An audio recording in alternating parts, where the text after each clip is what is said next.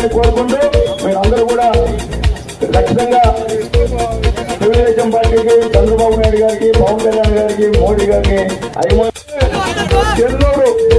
చెన్నూరులో నేను ఎమ్మెల్యేగా ఉన్నప్పుడు అభివృద్ధి సంక్షేమం 31 కోట్లకి ఈ యొక్క చెన్నూరు గ్రామంలో చేశాను నేను. ఈరోజు ఎన్నో సంవత్సరాల నుంచి ఈస్టర్న్ రోడ్ ఈ రోడ్డు వేసింది ఆ రోజు చంద్రబాబు గారు పుణ్యం అని చెప్పి మీకు నేను తెలియజేస్తున్నా. అలాగే గిరిజన కాలనీలో వాటర్ ట్యాంక్ కట్టించింది చంద్రబాబు నాయుడు గారు పుణ్యం అని చెప్పి నేను తెలియజేస్తున్నా. ఈ ఊళ్ళో ఉన్నటువంటి సిమెంట్ రోడ్డు కూడా చంద్రబాబు నాయుడు గారు పుణ్యం అని చెప్పి నేను తెలియజేస్తున్నా. ఆయన ముఖ్యమంత్రిగా ఉన్నారు కాబట్టి, ఆ రోజే శాసనసభ్యుడిగా ఉన్నారు కాబట్టి ఈ చిన్న పంచాయతీలో 30 కోట్లు అంటే సమాచార విషయంగా అని చెప్పి నేను తెలియజేస్తున్నా. అట్లాగే ముఖ్యంగా అందరి కోరిక ఏంటంటే మేము మున్సిపాలిటీలో కలవం చెన్నూరులో మాకు సపరేట్ గా చెన్నూరుని పంచాయతీ చేయాలని చెప్పి మా నాయకులతో కూడా డిమాండ్ చేస్తున్నారు. ఖచ్చితంగా బాబు గారితో మాట్లాడి మా నాయకులు ఏం చెప్పారు చేసి చెప్తామని చెప్పి మీ అందరూ తెలియజేస్తున్నాయా. అట్లాగేనైనా ముఖ్యంగా మనం తీసుకెళ్లి తిరుపతి జిల్లాలో కలిపారా జగన్మోహన్ రెడ్డి గారు.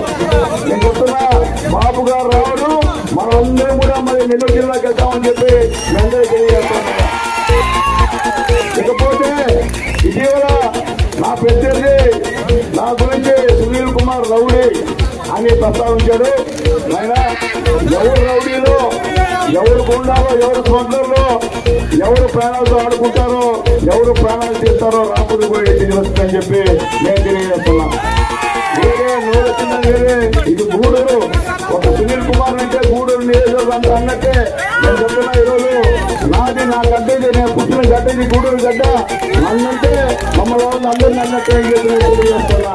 ఈ పైన వ్యక్తిగతంగా మాట్లాడుకోలే, ఎందుకంటే అనవసరం మాట్లాడే అవసరం. ఎందుకంటే నువ్వు ఎక్కడ పట్టుకుంటే వెళ్ళిపోయినా ఉండవు, ఎక్కడ వెళ్ళిపోతావు, సత్తుకొని వెళ్ళిపోతావు. కాబట్టి మీతో నాకు అనవసరం అని చెప్పి తెలియజేస్తున్నా. కానీ మాట్లాడేటప్పుడు ఎవరు కొండవు, ఎవరు రోజు జనాలు తెలుసు, రాపు రోజు తెలుసు అని చెప్పి నేను తెలియజేస్తున్నా.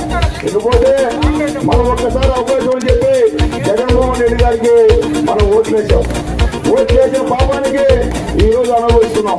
ఎందుకంటే అమ్మఒడి అని చెప్పాడు. అందరికీ ఎంతమంది పెట్టుంటే అన్ని 15,000 ఇస్తానని చెప్పి ఆ రోజు చెప్పాడు మా మహిళలకి. ఈ రోజు ఏమన్నాడంటే గెలిచిన తర్వాత అయ్యా నేను చెప్పింది ఒక్కరికేనో, నేను ఇచ్చేది 15,000 అన్నాడు. సరే పెంచుతున్నాడమ్మా అంటే మాకు 3,000 ఒక్కరికి. అంతే కదమ్మా, అంతే కదా, మొత్తం చేసే కదా మన వాళ్ళే. రేపు చంద్రబాబు నాయుడు గారు గెలిస్తే చదివారా మీ ఇంట్లో ఎంతమంది పెట్టుంటే అన్ని 15,000 రూపాయలు ఇస్తామని చెప్పి నేను తెలియజేస్తాను. చదివారా ఒక పెట్టుంటే 15,000, ఇద్దరుంటే 30,000, ముగ్గురుంటే 55,000, నలుగురుంటే 60,000. అలాగే జగన్మోహన్ గారు గవర్నమెంట్ లో మన స్కూటర్ ఉంటే అమ్మఒడి కట్టు, కరెంట్ బిల్లు ఎక్కువ ఉంటే అమ్మఒడి కట్టు, అలాగే పొలాలు ఉంటే అమ్మఒడి కట్టు.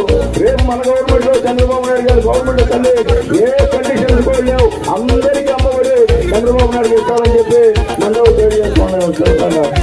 అలాగేమ్మా సంవత్సరానికి తల్లి మహిళలకి 3 గ్యాస్ సిలిండర్లు ఫ్రీ అమ్మా. ఏంటమ్మా 3. ఈ జిల్లాలో మహిళలు ఆర్టీసీ బస్సు ఫ్రీగా తిరగచ్చమ్మా.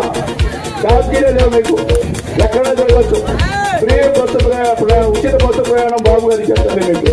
అట్లాగే తెలియదా మన ఇంట్లో 19 సంవత్సరాలు దాటి ఏమా 19 సంవత్సరాలు దాటి 59 సంవత్సరాలు